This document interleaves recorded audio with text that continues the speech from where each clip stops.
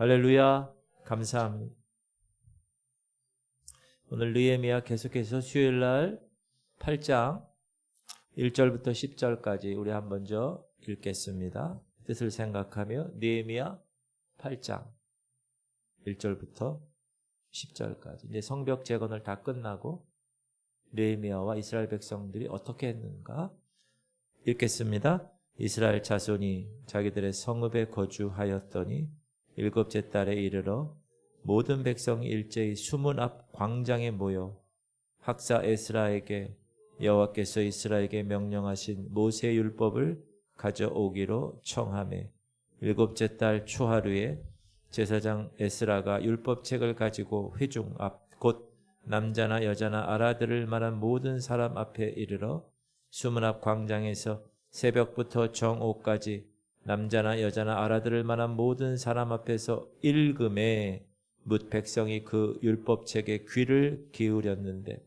그때 학사 에스라가 특별히 지은 나무 강단에 서고 그의 곁 오른쪽에 선 자는 맏디다와 스마야, 아나야와 우리야와 힐기야와 마아세야요 그의 왼쪽에 선 자는 부다야와 미사엘과 말기야와 하숨과 하스바다나와 스가랴와 무술람이라.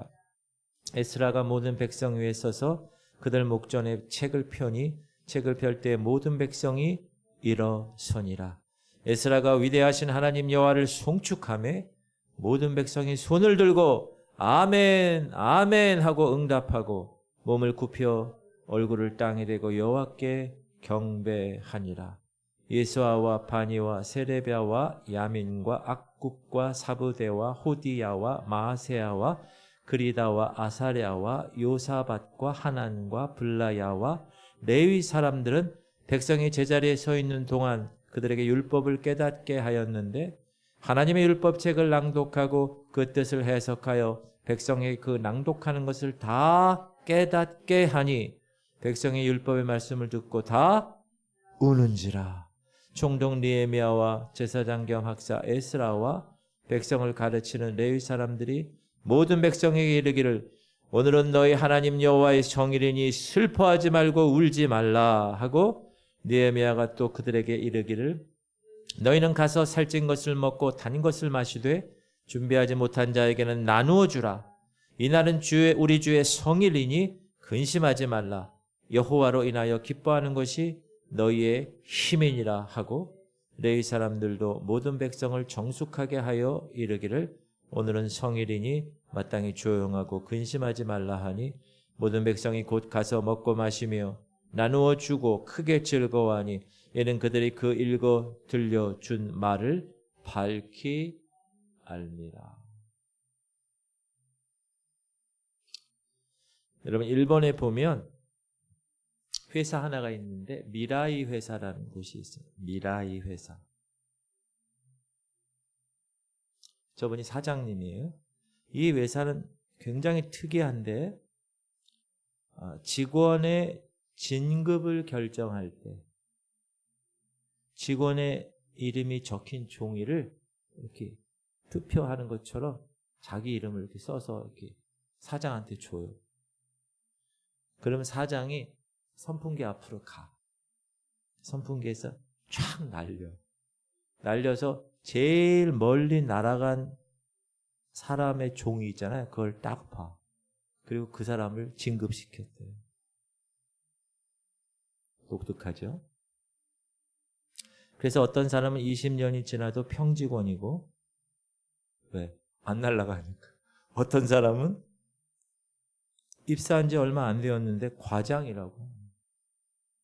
그 사장님한테 왜 그렇게 하십니까? 그렇게 물었더니 모두 다 과장이 될 수 있기에 상관이 없습니다. 불필요한 경쟁, 불필요한 갈등 조장하지 않고 자발적으로 자기가 하고 싶은 대로 일하는 직장을 만들기 위해서입니다. 이 회사가 어떤 회사냐? 건축에 관련된 전기 제품이 주력인 회사입니다. 그런데 놀라운 건 이 분야에서 일본 1위입니다. 1위. 연간 2,500억 이상의 매출을 달성하고 무려 45년간 연속 흑자를 낸 기업입니다. 저 사람이 야마다 사장님인데 항상 난능굿바람에 회사에서 일하고 있고요. 저렇게 선풍기에 종이를 날려가지고 멀리 날아간 사람한테 직급을 높이는 그런 사람. 저 야마다라는 사람은 예전에 직장을 다니는데 연극을 그렇게 좋아해서 퇴근이 끝나면 곧바로 극단을 자기가 만든 그 극단의 연극 감독을 하게 된 거예요. 그러니까 땡 퇴근 시간만 기다리는 거예요. 그럼 딱 퇴근하면 어디로 가요? 연극 극단으로 가는 거예요. 그 회사에서 좋아할까요? 안 좋아요. 회사에서 어떻게 됐을까요? 잘렸어요. 그래서 어쩔 수 없이 안 되겠다. 회사를 내가 만들어야 되겠다. 그렇게 해서 회사를 시작합니다. 처음에 4명으로 시작했는데 이 건축 관련된 전기 제품이니까 그 일본의 그 놀라운 기업들 미쓰비시나 도시바 이런 회사랑 경쟁을 해야 되니까 그들을 뛰어넘으려면 차별화된 아이디어로 승부를 걸어야 되겠다. 그런 상품을 많이 만들어낸 기업입니다. 그렇게 만든 1호 상품이 너무나 잘 팔려가지고 사업이 번창을 합니다. 4명의 직원으로 시작된 회사가 지금은 780명이 근무하고 이 회사에서 나온 18,000개 상품. 근데 그거의 90% 이상이 다 직원들의 아이디어에서 나온 특허 상품입니다. 수시로 아이디어 회의를 하는 거예요. 아이스 브레이킹 계속하고 또 아이디어를 만약에 내면 포상을 하는 거예요. 근데 그냥 1만엔, 2만엔, 우리나라 한 10만 원, 20만 원 정도의 작게 포상을 합니다. 회사 내부는 아주 근검절약한. 그런데 회사의 이익이 막 크잖아요. 그건 거의 모두 전 직원들에게 돌리고 자기가 좋아하는 연극 단체를 후원하는 그게 전부랍니다. 이 기업이 일본에서는 꿈의 직장. 왜 그렇죠? 연봉이 높고 70세까지 정년이 보장되고 정직원은 4시 반이면 정시 퇴근 5년에 한 번 해외여행을 시켜준다. 그런데 무엇보다 신뢰를 바탕으로 스스로 즐겁게 일하는 회사예요. 사장은 그냥 출근해가지고 자기 방에서 그날 하는 연극 포스터를 벽면에 붙이는 것으로 하루 일과를 시작하고 주로 사무실에서는 아까 봤듯이 러닝하고 팬티바람에 어슬렁거리는 것이 주 일과입니다. 그럼에도 불구하고 모든 직원이 다 회사에 대한 애정을 가지고 너무나 즐겁게 혼신을 다해서 일해서 사장이 별다른 말을 할 필요가 없다고. 사랑하는 성도님들, 이런 직장이라면 가고 싶지 않겠습니까? 가고 싶지 않아요? 이런 직장. 제가 이 기업을 보면서 이런 생각을 했습니다. 야마다 사장은 정말 어쩌면 진정한 연극 감독이 아닐까. 모든 직원들이 직장이라는 무대 위에서 즐겁게 혼신의 연기를 스스로 할 수 있도록 도와주는 진정한 감독이 아닐까라는 생각을 하게 되었습니다. 그러면서 동시에 이 야마다 사장을 보면서 나도 이런 리더, 이런 목사가 되고 싶다. 온 성도들이 즐겁게 혼신의 힘을 다해서 신앙생활할 수 있도록 장을 마련해 주는 그런 목사. 그러면 신경 안 써도 얼마나 기쁘게 성도들이 신앙생활을 할까라는 생각을 하게 되었습니다. 질문 드리겠습니다. 만족의 반대말이 뭐라고 생각합니까? 보통 사람은 다 불만족이라고 합니다. 그런데 만족하다의 반대말은 불만족이 아니라 만족하지 않다. 마찬가지로 불만족하다의 반대도 만족하다가 아니라 불만족하지 않는다는 것. 무슨 말이냐? 말장난 같은데 이게 여러분 학자에 의해서 이론으로 정립됐어요. 프레드릭 헤르츠버그 교수가 이요인 이론이라는 것을 발표했어요. 여러분 오늘 대단한 걸 지금 배우시는 거예요. 이거 여러분 이요인 이론 들어봤어요? 처음 듣잖아요. 잘 들어보세요. 우리가 식당에 가서 음식을 먹었어요. 근데 불만족스럽지는 않은데 만족하지 않는 경우가 있잖아요. 그렇죠? 반대로 만족스럽지는 않은데 그렇다고 불만족하는 경우는 아닌 그런 때 있지 않습니까? 영어로 얘기하면 good은 아닌데 not bad, 나쁘지 않아. 그런 경우. 음식은 값싸고 맛은 있어요. 그런데 장소가 너무 지저분하다거나 친절하지 않으면 만족스럽지가 않은 것. 무슨 말이냐? 만족의 요인과 불만족의 요인이 다르다는.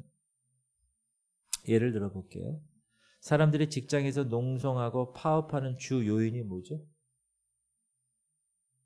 월급 올려달라는 임금.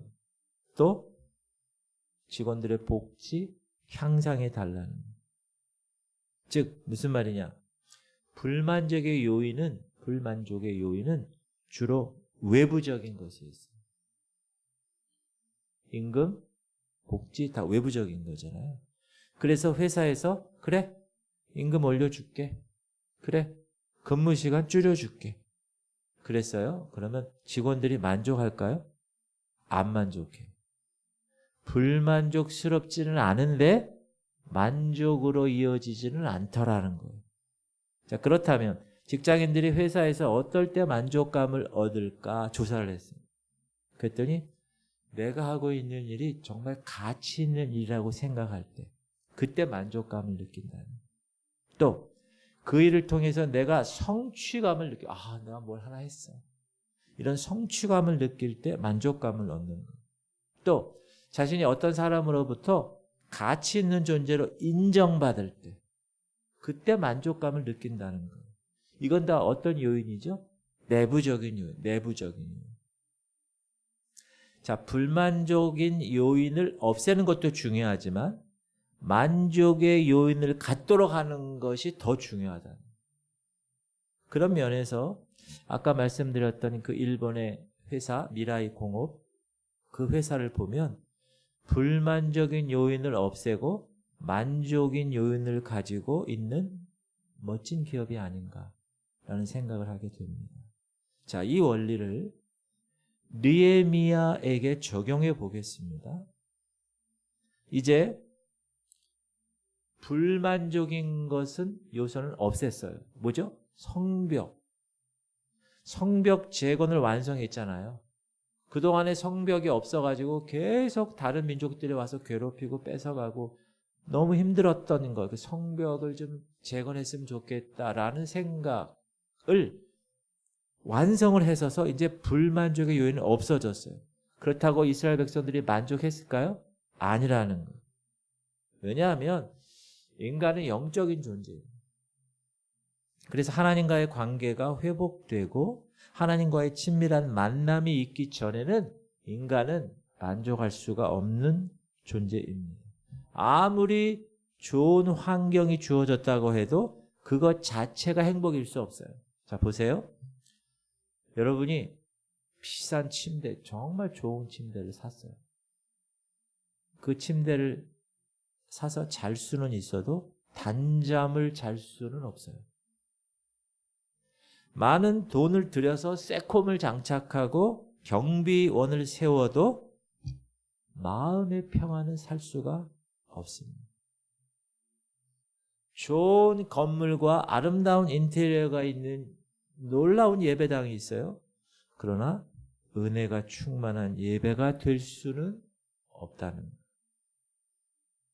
바라기는 오늘 본문 말씀을 통해서 여러분의 신앙생활의 진정한 만족의 요인은 무엇인가 한번 생각해 보는 시간이 되었으면 좋겠습니다. 첫 번째, 자, 이스라엘 백성을 1절 보니까 에스라라는 사람에게 하나님 말씀을 좀 전해주세요 하고 요청을 했다는 거예요. 1절 한번 다시 읽을게요. 시작. 이스라엘 자손이 자기들의 성읍에 거주하였더니 7째 달에 이르러 모든 백성이 일제히 수문 앞 광장에 모여 학사 에스라에게 여호와께서 이스라엘에게 명령하신 모세의 율법책을 가져오기를 청하매. 따라합시다. 이스라엘 자손이 청하매. 주어가 이스라엘 자손이고 동사가 청하는 거예요. 자, 성벽 재건을 마친 것은 언제였냐? 6장 15절에 의하면 6월 25일이었어요.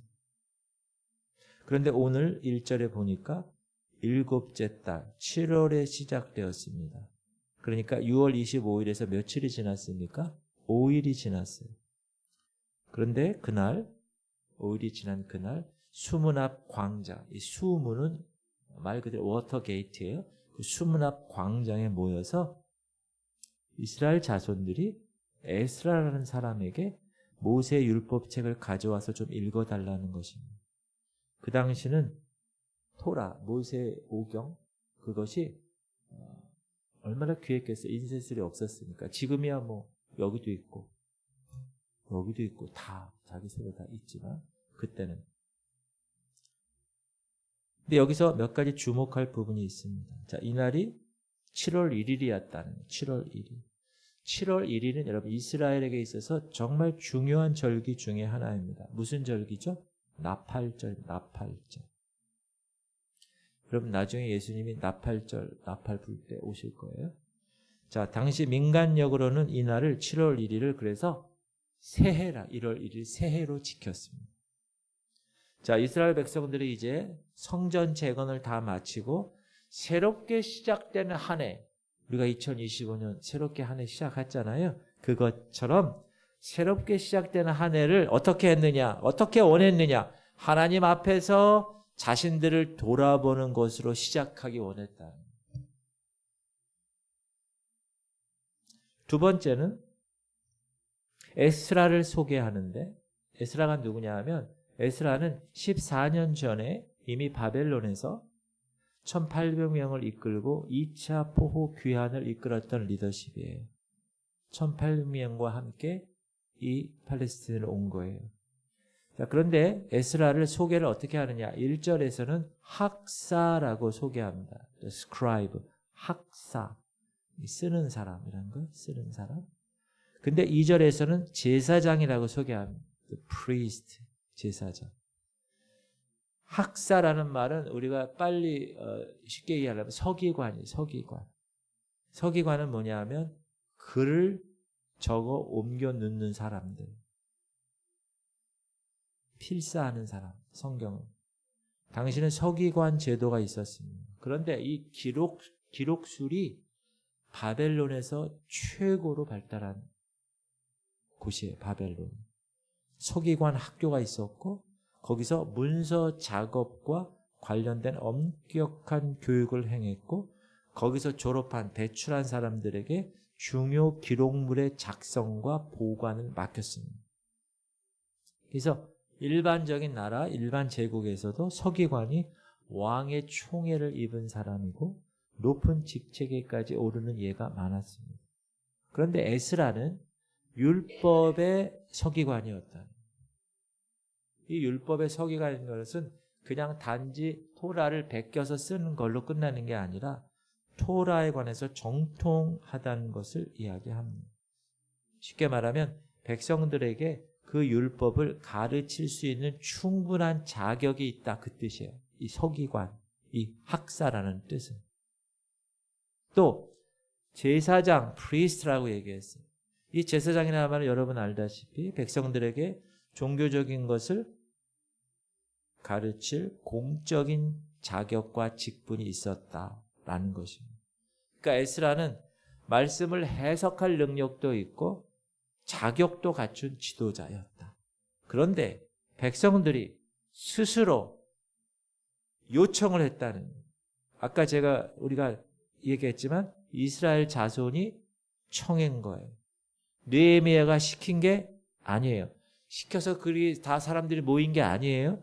3절에 보면 남녀노소 말씀을 알아들을 모든 사람들이 수문 앞 광장에 모여서 에스라에게 요청한 거예요. 시작. 수문 앞 광장에서 새벽부터 정오까지 남자나 여자나 알아들을 만한 모든 사람 앞에서 읽음에 뭇 백성이 그 율법책에 귀를 기울였는데, 자, 새벽부터 정오까지 하나님의 말씀을 귀 기울였다. 이 말은 이스라엘 백성들이 뭐가 있었다? 말씀에 대한 갈급함이 가득 차 있었다라는 것을 알 수가 있습니다. 자, 위의 상황들을 종합해 보면 하나님의 은혜로 그렇게 짧은 시간에 그렇게 소망했던 성벽 재건을 완성하면서 이들의 마음은 어떻게 됐느냐? 더 하나님을 향하여 더 가게 되었다는 것입니다.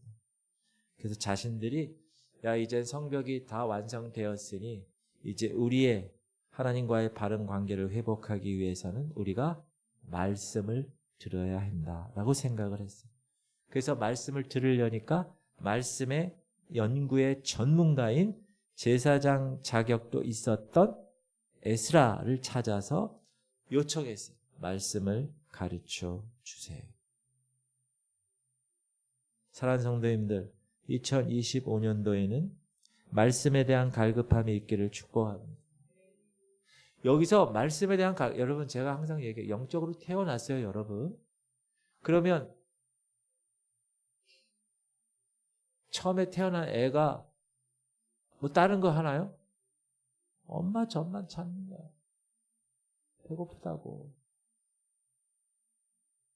처음 태어난 애가 갑자기 탁 앉아가지고 어머니 요즘 지낸 시기가 좀 어려우신가요? 이렇게 하는 베이비는 없어요. 처음에 먹는 거예요. 자꾸 먹어서 이렇게 성장해야 돼. 그 영적인 젖이 뭐라고요? 말씀이에요. 여러분 말씀을 사모하시기 바랍니다. 그래서 막 성장해야 돼요. 여러분. 뿌듯하게.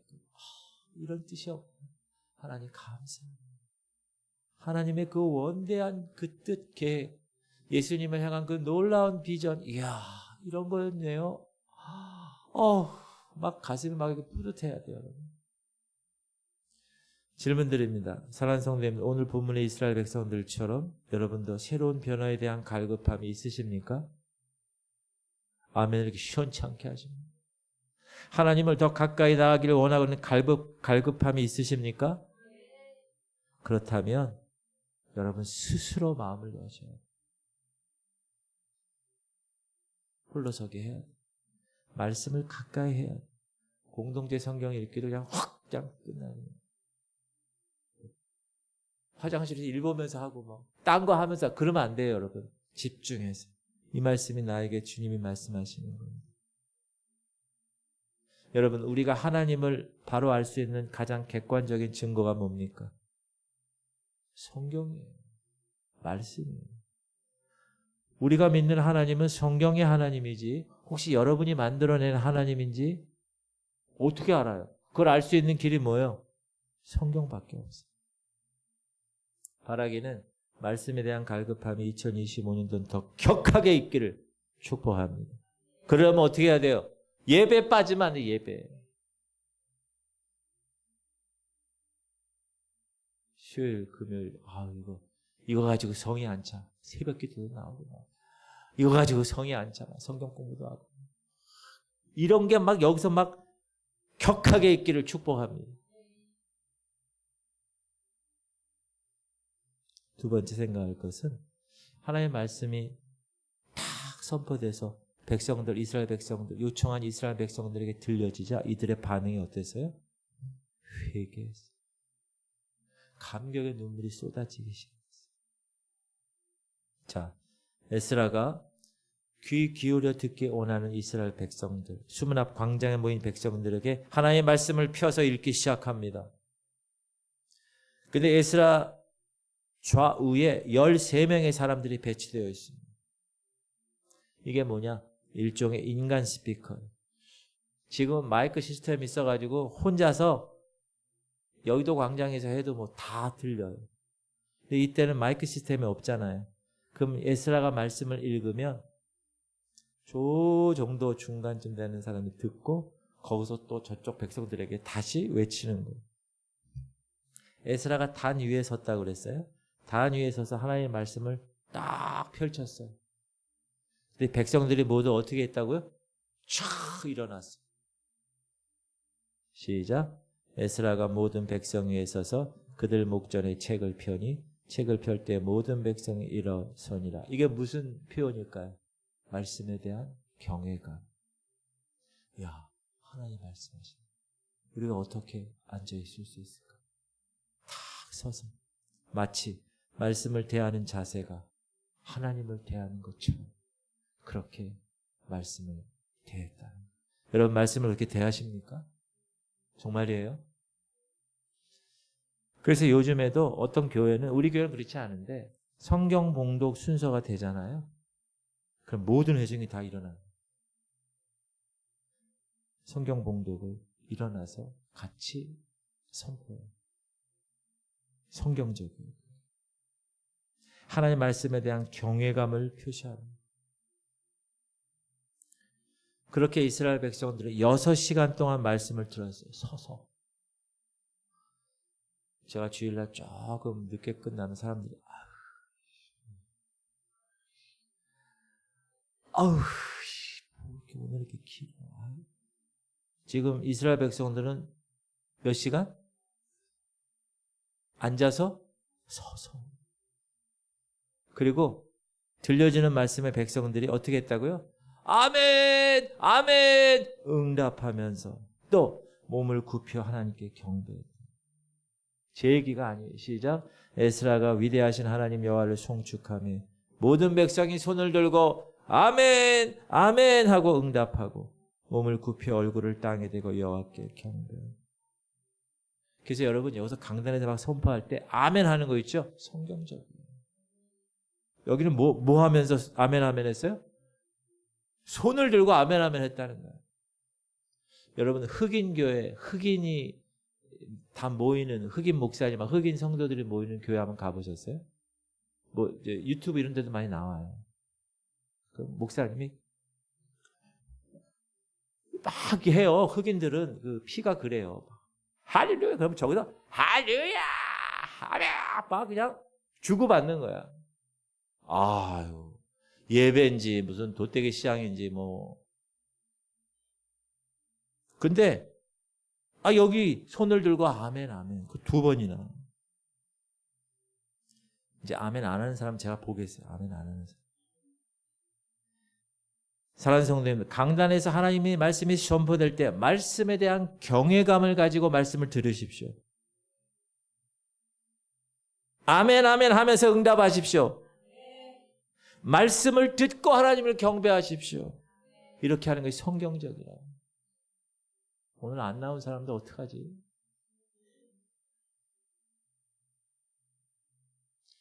또 다른 13명이 등장해 7절에. 안 읽겠어요. 왜? 아유, 한국 사람 이름도 읽기 힘든데.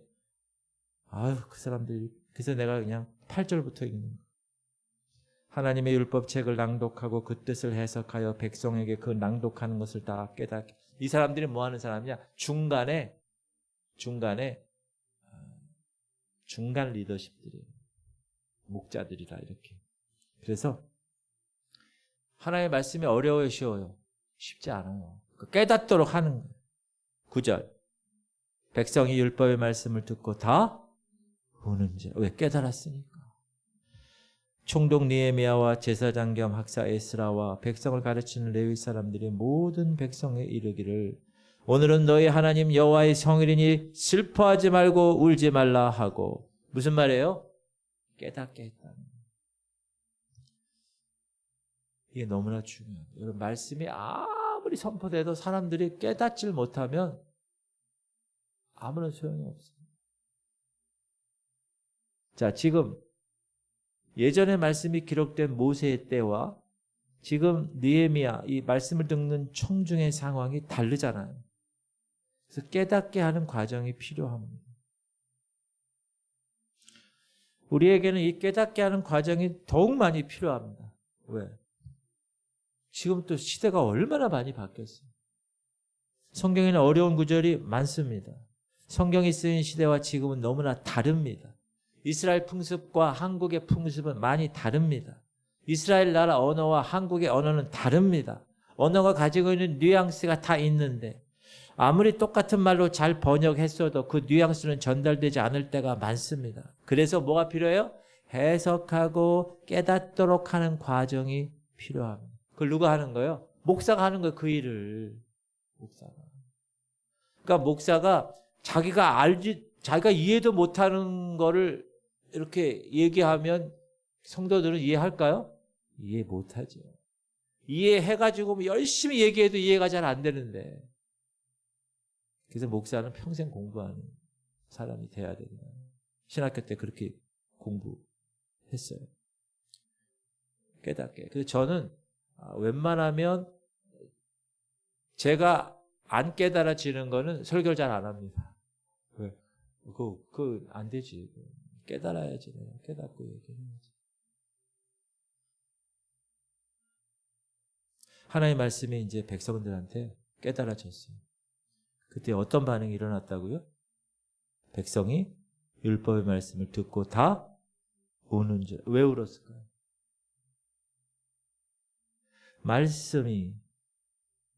말씀대로 살지 못했던 이들의 삶을 지적한 거.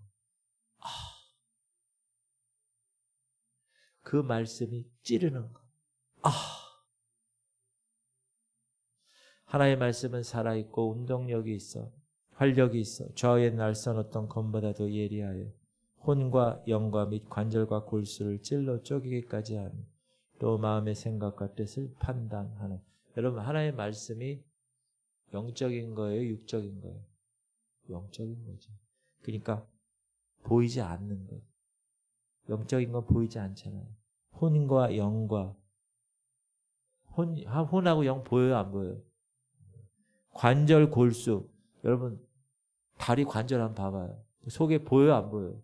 안 보여요. 지금 찔러 쪼개기까지. 마음의 생각 뜻 보여요? 안 보여요? 안 보여요. 뭐가? 하나님 말씀. 말씀이 나의 진면목을 보도록 한 거예요. 말씀이 자기 성찰이 일어나도록 한 겁니다. 말씀의 능력이에요. 그게. 어떤 사람이 랍비를 찾아갔습니다.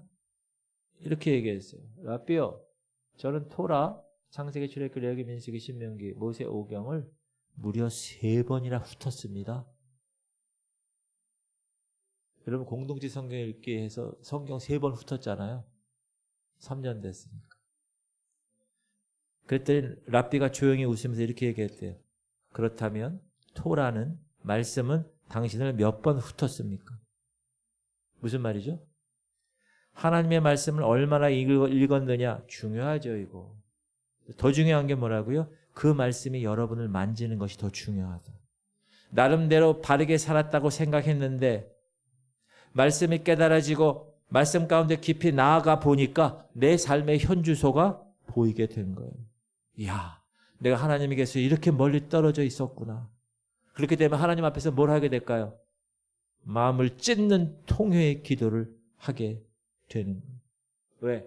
나 괜찮은 존재인지 알았는데 알고 봤더니 말씀을 듣고 생각해보고 깨달아 보니까 형편없는 존재였고 하나님의 은혜를 받을 자격이 없는 존재였구나. 하나님 저를 많이 기다리셨습니다. 많이 참아주셨군요. 저는 죄인입니다. 그래서 웁니다. 감격해서 울고 내 현주소를 보니까 죄송해서 우는 거예요. 사랑하는 성도님들, 말씀 앞에서 울어보신 적 있으십니까? 말씀의 광선에 내 감추어져 있던 것이 낱낱이 드러날 때, 내 허물이 드러나고 내 잘못이 인정될 때, 그래서 통곡해서 울어보신 적이 있으십니까? 바라기는 말씀 앞에서 우시기 바랍니다. 말씀 앞에서 감격하시기 바랍니다. 하나님 이 말씀. 그럴 때 말씀이 여러분을 이끌고 가는 삶을 사는 거예요. 말씀이 여러분을 이끌고 가는 그런 삶을 사시기 바랍니다. 2025년. 그러기 위해서 어떻게 해야 돼요? 예배 나와야 돼, 예배. 다, 결론은 다 예배 나와요. 세 번째 생각할 것은 에스라는 지금 그 말씀을 깨닫고 자기 현주소를 파악한 이스라엘 백성들이 우는 그 백성들에게 울지 마, 기뻐해. 여호와를 기뻐하는 것이 나의 힘이다. 먹고 마시고 나누며 기뻐해. 여러분, 오늘날 우리 주변에도 메마른 성도가 안타깝게 많습니다. 무슨 말이에요? 말씀을 들어도 냉랭해. 말씀을 들어도 감격이 없어. 눈물이 없어. 잘 생각해야 돼요, 여러분. 하나님의 말씀을 딱 들었는데 찔림이 없었다. 그 사람은 병이 든 거예요. 제가 예전에 어떻게 신앙생활 했다고요? 제가 청년 때 순복음교회에서 어떻게 했다고요? 예배 탁 나와요. 주일 예배. 주일 예배 탁 나오면 조영기 목사님의 그 엄청난 경상도 사투리의 그 말씀의 폭포수 같은 게 하나님께 시험 팍 얘기하잖아요. 그러면 가슴이 막 팍팍팍. 아유 주님 그래요. 제가 그렇게 못 살았군요. 알겠습니다. 제가 제대로 살겠습니다. 막 울면서 그 말씀 붙들고 그래 다시 힘을 얻고 일주일 동안 살아야지. 막 그렇게 생각을 하면서 그 말씀을 붙들고 세상으로 나가는 거예요. 여러분 회개와 감격의 눈물은 여러분 영혼을 솟행케 하는 거예요. 말씀이 여기에 너무 많이 들어가 있어. 별로 중요하지 않아. 설교를 뭐 10년, 20년 들었어. 난 본문만 나와도 무슨 설교하는지 알아. 중요하지 않아. 여러분 말씀이 일로 내려와야 돼. 찔려야 되는 거예요. 그래서 회개와 감격의 눈물이 막 그냥 끊임없이 나와야 돼. 그런데 눈물에서 머물면 되지 않습니다. 거기서 끝나면 되죠. 울고 있는 백성들에게 느헤미야가 지금 뭐라 그래요? 시작. 느헤미야가 또 그들에게 이르되 너희는 가서 살찐 것을 먹고 단 것을 마시되 준비하지 못한 자에게는 나누어 주라. 이날은 우리 주의 성일이니 근심하지 말라. 여호와로 인하여 기뻐하는 것이 너희의 힘이니라 하고. 자, 52일간 열심히 성벽 재건을 했어요. 그러면 리더십인 느헤미야가 야, 더 영적으로 내친김에 금식하자. 그렇게 하지 않았다. 물론 금식이 필요할 때가 있죠. 여러분 금식을 언제 해요? 위급한 이머전시, 위급한 상황, 큰 일을 앞두고 하나님 앞에서 내 자신을 보고 싶습니다. 돌아보고 싶습니다. 금식할 때가 있지만 지금은 아니라는 느헤미야는 그거를 간파했어요. 그리고 뭐라 그래요? 이날은 주의 거룩한 날이다. 성일이다. 하나님께 구별된 거룩한 날이다.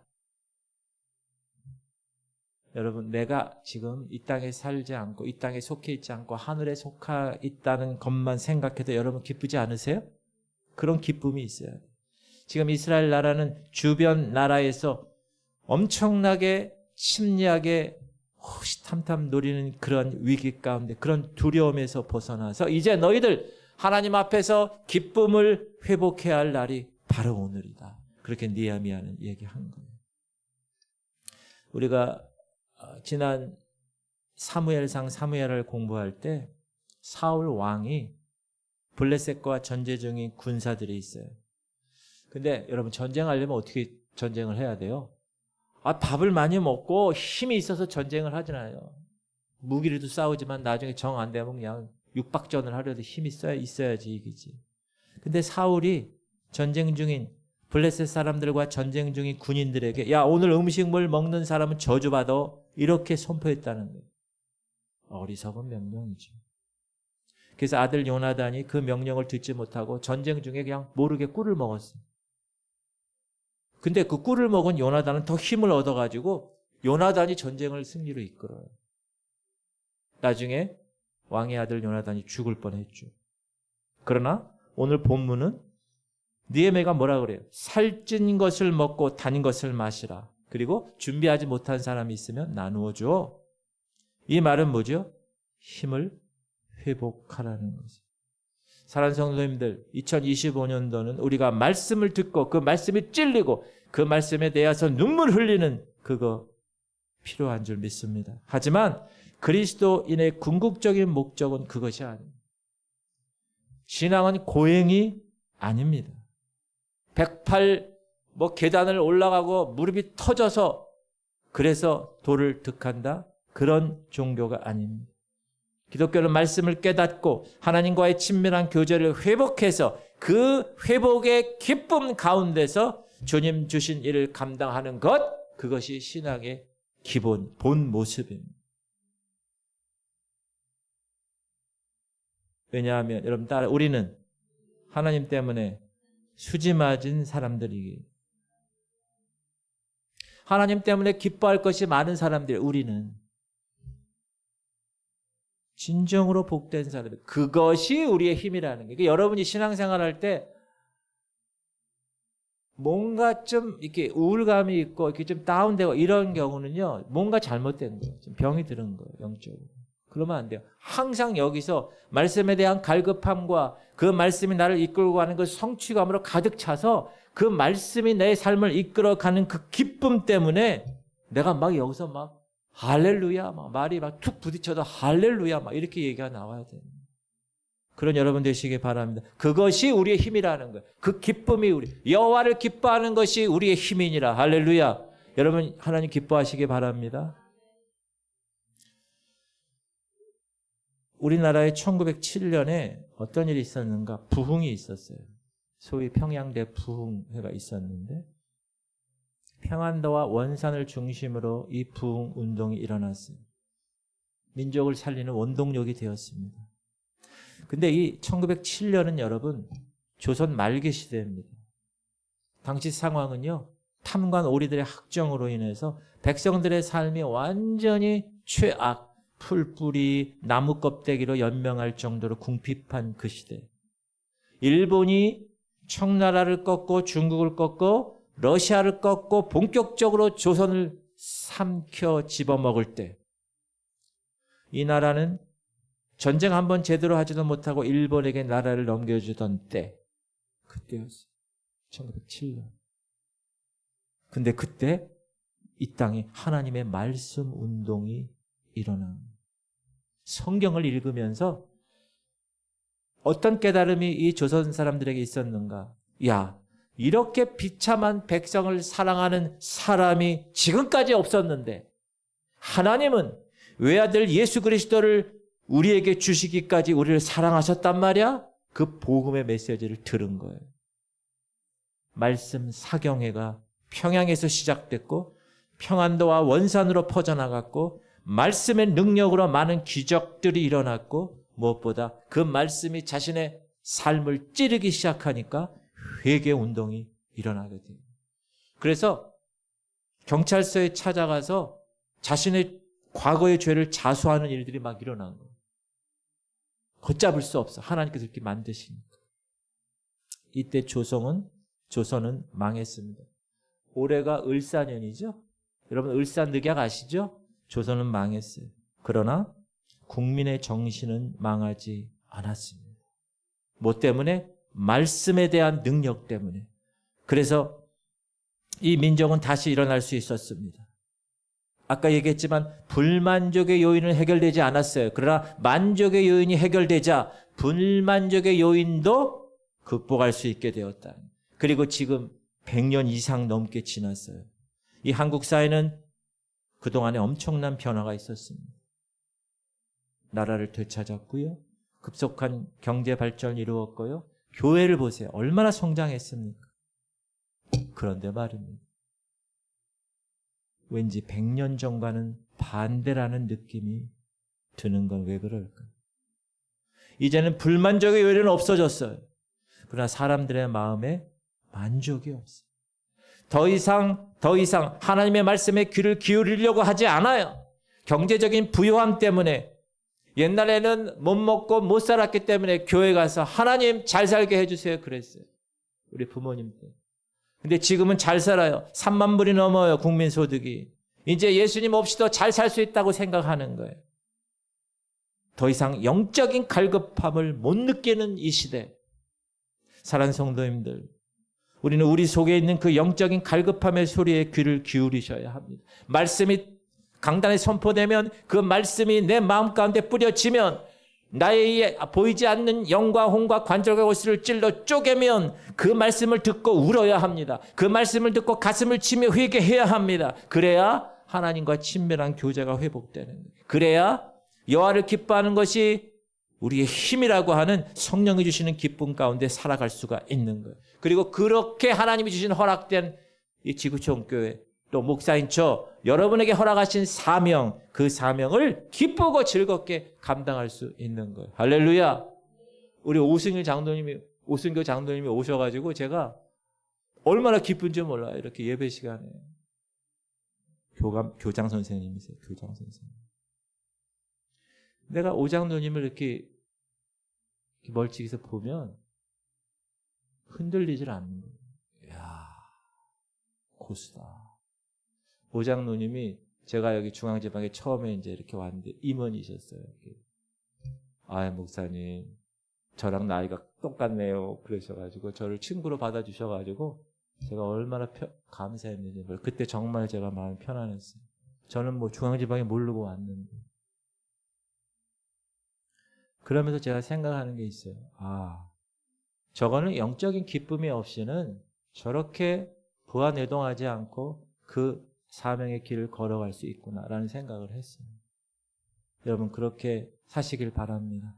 이제는 베이비가 되면 안 돼요. 성장해서 스스로 자기가 홀로 서게 하면서, 이 말세에는 제가 항상 얘기하는 대로, 여러분, 이제는 누가 옆에서 막 뭐 이렇게 해줘가지고 그냥 거기에 끌려가지고 신앙생활하는 시대가 아닙니다. 자기 스스로 서서 알곡되기 위해서 최선을 다해서 여러분 애쓰지 않으면 이 시대에 너무 힘든 거예요. 여러분, 그런 사명 감당할 수 있기를 주님의 이름으로 축복합니다. 사랑하는 성도님들, 오늘 말씀을 통해서 말씀에 대한 갈급함 다시 한번 샘솟기를 주님의 이름으로 축복합니다. 처음에 여러분이 말씀 때문에 하나님을 만났고 말씀 때문에 헌신했고 그 부르심에 응답한 그때를 기억하고 다시 한번 2025년도 그 말씀에 대한 갈급함이 솟아나기를 축복합니다. 그리고 스스로 자원하는 마음이 있어야 돼요. 이스라엘 백성들이 요청한 거예요. 에스라에게 하나님의 말씀을 좀 읽어주세요. 그러한 자원하는 마음, 그리고 그 말씀이 들렸을 때 내가 깨달아지고 내 삶을 비춰지고 연약한 나의 모습, 나의 현 주소를 보면서 눈물 흘리며 하나님께 매어 달리는 그런 성숙한 모습, 그리고 하나님께서 허락하신 그 놀라운 영적인 것을 깨닫고 기뻐할 수 있는 것들, 이런 것들이 신앙생활의 만족 요인이 아닐까 생각합니다. 이런 것을 잃어버리면 다른 것이 정말 조건이 좋아도 불만족스럽진 않겠지만 다른 것 때문에 만족에 이르지는 못할 것입니다. 아무리 좋은 건물에 멋지게 지었어요, 교회가.